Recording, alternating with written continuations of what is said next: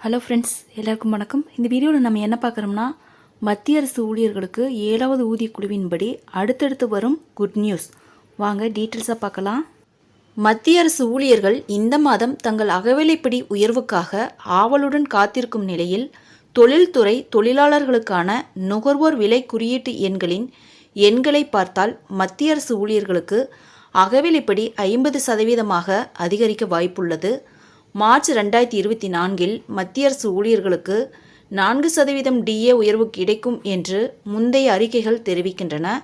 4% DA உயர்வு மூலம் மொத்த DA இந்த முறை 50% எட்டும் மற்றும் DA 50% எட்டினால் பிற சில அலவன்ஸ்கள் மற்றும் சம்பளமும் அதிகரிக்கும். இது மத்திய அரசு ஊழியர்களின் சம்பளத்தில் குறிப்பிடத்தக்க ஏற்றத்திற்கு வழிவகுக்கும்.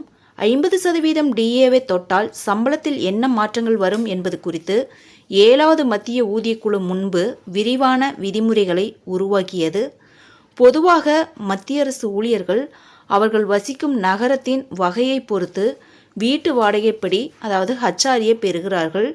7வது ஊதியக்குழுவின் பரிந்துரைகளின்படி HRA X, Y மற்றும் Z நகரங்களில் 24%, 16% மற்றும் 8% என நிர்ணயம் செய்துள்ளது.